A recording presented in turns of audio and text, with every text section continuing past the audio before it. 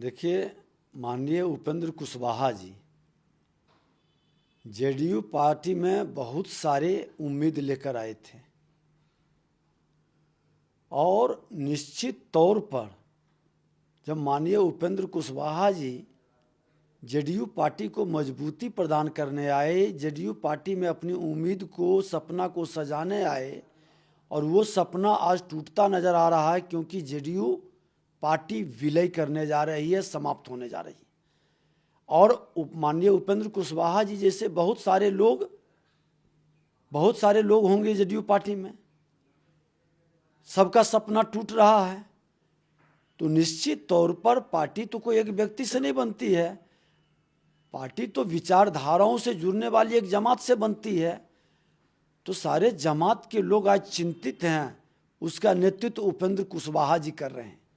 और ये स्वाभाविक है कि बिहार के माननीय मुख्यमंत्री जी उन लोगों का सपना तोड़ रहे हैं जो जंगल राज से लड़कर, अपना बलिदान देकर, अपने सपना को छोड़कर एनडीए गठबंधन के साथ जुड़े थे।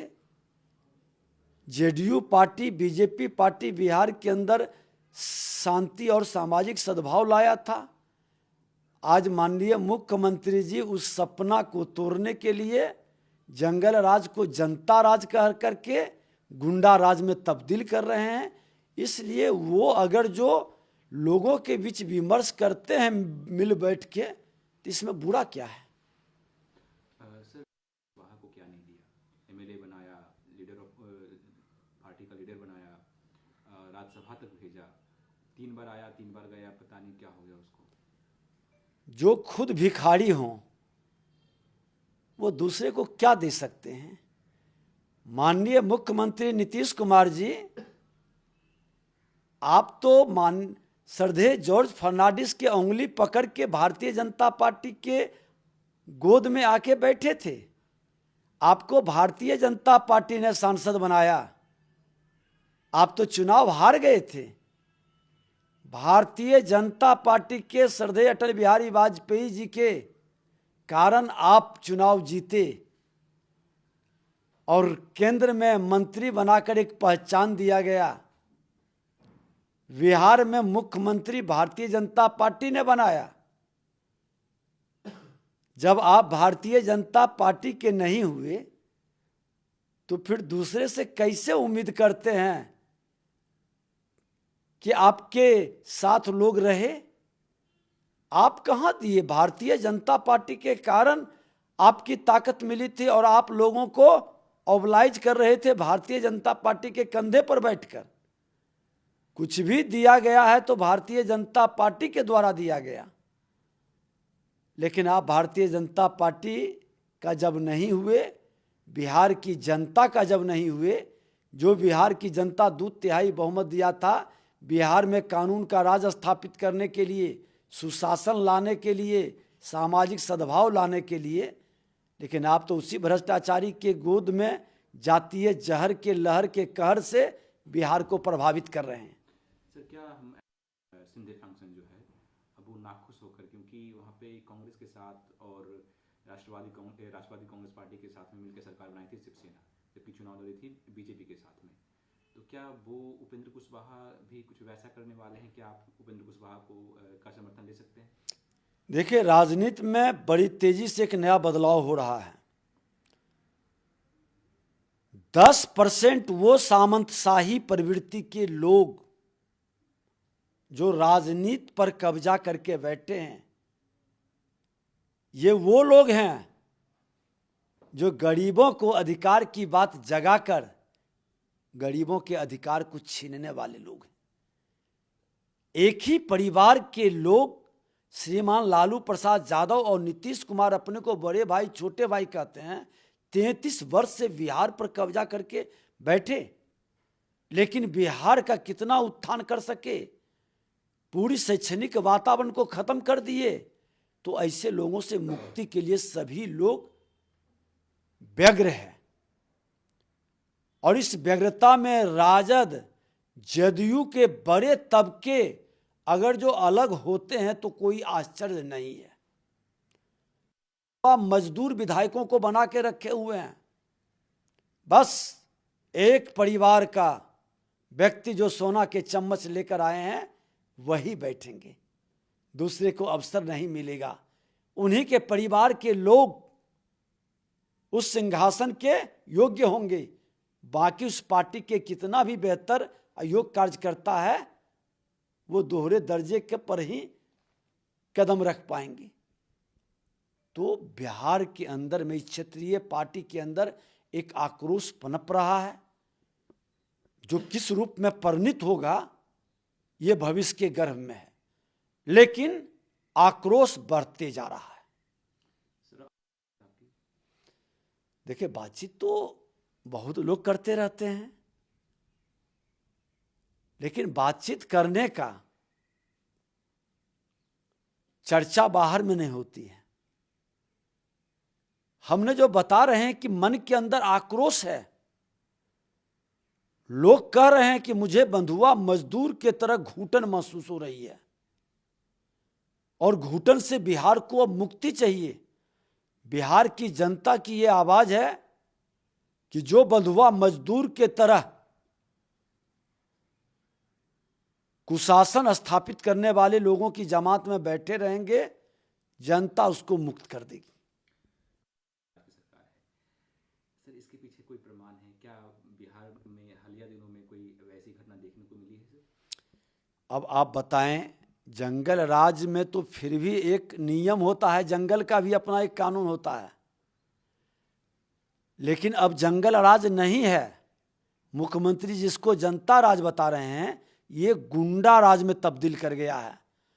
अब सदन के अंदर देखे नहीं उप मुख्यमंत्री का किस तरह के बयान था, मुख्यमंत्री का किस तरह का तेवर था। वो तेवर क्या कहलाएगा?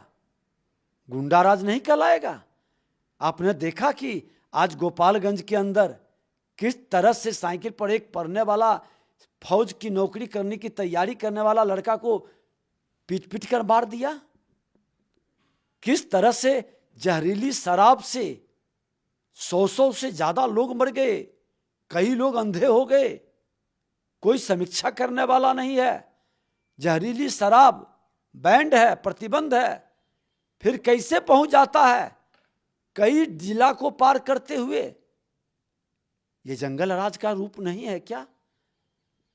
आप बताइए, आरा के अंदर दिन दहाड़े दर्जन भर से ज्यादा हत्या हुई, पटना के अंदर दिन दहाड़े हत्या हो रही है, दुकानदारों से वसूली हो रही है, स्वर्णकारों पर लूटा जा रहा है।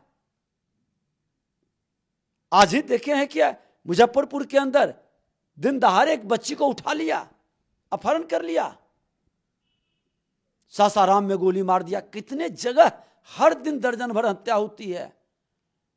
अब ये जंगल राज नहीं है, ये गुंडा राज है, और गुंडों के हवाले बिहार को मुख्यमंत्री जी ने कर दिया। अब उप मुख्यमंत्री मुख्यमंत्री के बनने के चक्कर में है, अब मुख्यमंत्री प्रधानमंत्री बनने का सपना टूटने के बाद कुर्सी बचाने में लगे हैं। एक आदमी कुर्सी खींच रहा है, दूसरे आदमी कुर्सी पकड़ रहा है। ये पकड़ने और खींचने के चक्कर में बिहार तो त्राहिमाम कर रही है। प्रशासनिक अराजकता बढ़ गया है, भ्रष्टाचार चरम पर पहुंच गया है। बिहार के अंदर आज जनता भयभीत है, घोर निराशा है। तो यही तो जंगल राज से गुंडा राज में तब्दील हो गया। Thank you sir. वहाँ पे सर एक मॉब लिंचिंग का मामला सामने आया है कि राजपूत के बच्चों को एक यादव मुखिया ने पीटा है, और सर अभी धारा 144 भी लागू की गई। वहाँ पे कैसे देखते हैं? देखिए, बहुत तनावपूर्ण स्थिति है। हमने पहले से कह रहा था, आज से 3-4 महीना कबल, कि ये जंगल राज नहीं है। मुख्यमंत्री जी जिसको जनता राज बता रहे हैं, गुंडा राज में तब्दील हो गया, खुल करके गुंडे हो रहा है। जिस तरह से सत्ताधारी दल के जो समर्थक हैं वो खुल के गुंडे कर रहे हैं, हत्या, अपहरण, लूट, बलात्कार कर रहे हैं। प्रशासन के लोग मौन खड़े हैं, क्योंकि सत्ता में बैठे राजनेता ऐसे अपराधियों को संरक्षित कर रहा है। और उसका परिणाम आज खुल के दिखाई पड़ रहा है। छपरा के अंदर 3-3 बच्चों को किस तरह से बेरहमी से पीट रहा है, वो चिल्ला रहा है, एक का डेथ हो जाता है। किसी सरकार में बैठे लोग की बयान नहीं आती है, इतना मनोबल कैसे बढ़ा। जहां जहां आरजेडी के मंत्री प्रभारी मंत्री के रूप में है, यहां तक कि उप मुख्यमंत्री तेजस्वी यादव जी आरा के प्रभारी मंत्री हैं, और वहां हत्या और अपराधियों का मनोबल चरम पर क्यों पहुंचा। हर जगह खुल करके बेगूसराय के अंदर मुखिया की दिन दहाड़े हत्या कर दिया, एक मुस्लिम समाज के पूर्व मुखिया, अभी तक एक्शन नहीं हुआ, हत्यारे खुल के घूम रहे हैं। यह मनोबल क्यों बढ़ रहा है इन लोगों का? आखिर लगाम लगनी चाहिए। हर जात में क्रिमिनल और अपराधी होता है, लेकिन उसकी संख्या नगण्य है। हर जात में अच्छे लोग की संख्या ज्यादा है। सब जात के लोग भयभीत हैं बिहार के अंदर। अपराधियों का साम्राज्य आपस लौट गया। गुंडा राज स्थापित करने के लिए ये लोग जिस तरह से घटना कर रहे हैं, अच्छे लोग तो अभी फिर से बिहार से पलायन करने में लग गए हैं। अपनी इज्जत बचाने के लिए प्रशासन सुनता नहीं है। प्रशासन किसका सुने, मुख्यमंत्री का कि उप मुख्यमंत्री का? मुख्यमंत्री ने घोषणा कर दिया कि 25 का नेता ये होगा, लेकिन वर्तमान का नेता कौन है, ये प्रशासन भी दिग्भ्रमित है। इसलिए पूरी अराजकता का वातावरण बन गया है बिहार के अंदर, जिसका खामियाजा दिखाई पड़ रहा है। नमस्कार, मैं हूं मानक गुप्ता। अगर आपको हमारा ये वीडियो पसंद आया हो तो इसे लाइक और शेयर जरूर करें, और हां, हमें सब्सक्राइब और फॉलो करना ना भूलें, ताकि आप देश और दुनिया की कोई खबर मिस ना करें। तो जुड़े रहिए हमारे साथ और देखते रहिए न्यूज़ 24।